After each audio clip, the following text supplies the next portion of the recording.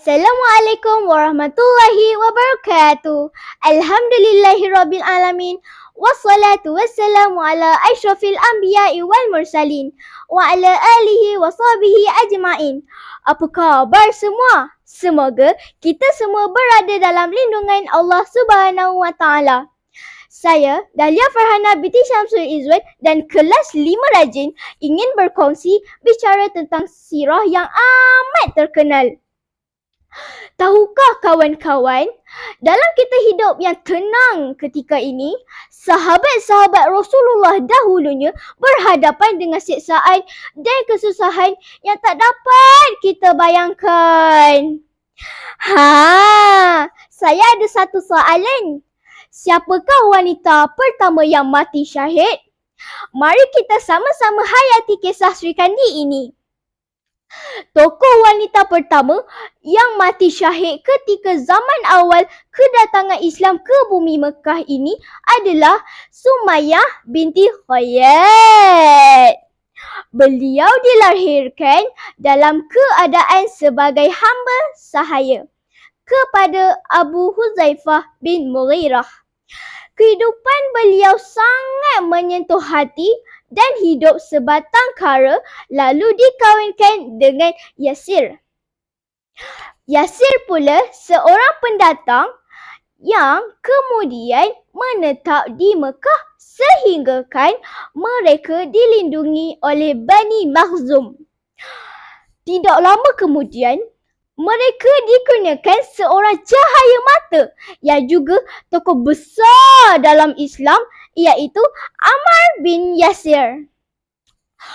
Apabila Ammar menjelang dewasa, beliau mendengar agama baru yang didakwahkan oleh Muhammad bin Abdullah dengan keyakinan yang teguh. Ammar pun memeluk agama Allah ini dan kemudian kembali ke rumah lalu menceritakan kepada kedua orang tuanya. Beliau menceritakan kejadian yang beliau alami hingga pertemuannya dengan Rasulullah sallallahu alaihi wasallam.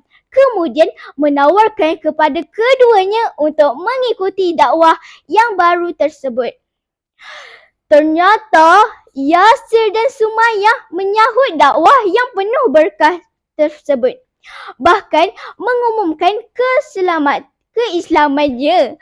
Bani Makhzum mengetahui akan hal itu. Dan ketika itu, bayangkan kawan-kawan, terlalu sedikit orang-orang di Mekah yang masuk Islam. Kedudukan orang Islam ketika itu sangat rapuh, sering diganggu oleh Bani Quraisy dan hamba-hamba sahaya akan dipukul, dizalimi dengan begitu dahsyat sekali. Bani Makhzum segera menangkap keluarga Yasir dan rumah mereka dirobohkan oleh sekian ramai orang yang menyerang keluarga Yasir. Mereka mengheret Sumayyah dan keluarganya dari rumah mereka ke padang pasir yang sangat panas. Kaki-kaki dan tangan-tangan Sumayyah dan Yasir diikat dan mereka meletakkan pasir-pasir yang panas itu ke badan Sumayyah dan kemudian meletakkan sebongkah batu yang besar dan berat di atas dadanya.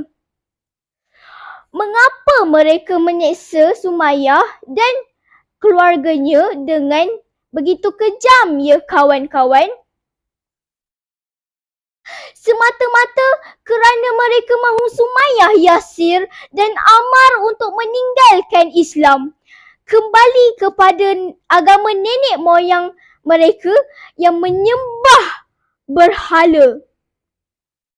Tetapi dengan iman yang sangat teguh di hati keluarga Yasir ini, sedikit pun tidak melenturkan semangat mereka untuk terus tetap dengan ketauhidan hanya Allah sahaja Tuhan yang layak disembah dan Rasulullah adalah pesuruh Allah.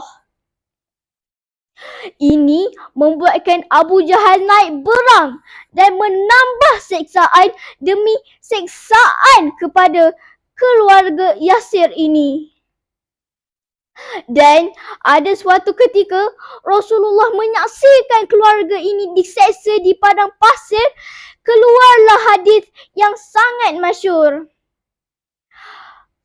Sabran ala Yasir fa inna ma'idakum al-jannah. Sabarlah wahai keluarga Yasir, kerana sesungguhnya tempat kembali kalian adalah syurga. Apabila Yasir, Sumayyah dan Ammar mendengar ayat yang keluar dari mulut Nabi yang tercinta, semakin kukuhlah pegangan iman mereka sehinggakan mereka sedikit pun tidak luntur kepercayaan kepada agama Allah ini. Abu Jahal yang tadinya sangat marah dengan Sumayyah telah mengambil sebilah tombak dan berkata kepada Sumayyah, "Lihatlah mata tombak ini, dan jika engkau tidak berpaling dari agama Islam, akan aku tikam kau dengan tombak ini perlahan-lahan." Sumayyah yang sangat sakit akibat penyiksaan itu akhirnya mati dalam keimanan dan ya kawan-kawan, beliau meninggal sebagai seorang syuhada yang pertama. Selepas itu, Yasir pula ditambah siksaan demi siksaan dan akhirnya dibunuh oleh penyiksa-penyiksa yang tadinya sangat membenci mereka kerana sudah memeluk Islam. Ammar bin Yasir yang tadinya melihat dengan kedua-dua matanya ibu bapa yang disayanginya meninggal dunia akibat siksaan yang sangat zalim itu. Sehinggakan turunlah ayat Al-Quran dari kisah ini, iaitu ayat 106 dalam surah An-Nahl yang bermaksud, kecuali orang yang dipaksa melakukan kufur sedang hatinya tenang tenteram dengan iman. An-Nahl 106. Iman di dada keluarga Yasir sangat jitu dan teguh kawan-kawan.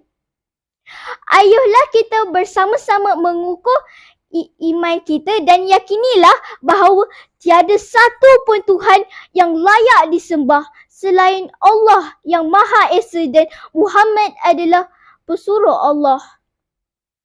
Sumayyah, kau dibunuh di dunia sementara untuk hidup di syurga yang selama-lamanya. Kaulah wanita terbaik sebaik manusia, namamu tetap menjadi sejarah. Syukran, wabillahi taufiq wal hidayah. Wassalamualaikum warahmatullahi wabarakatuh.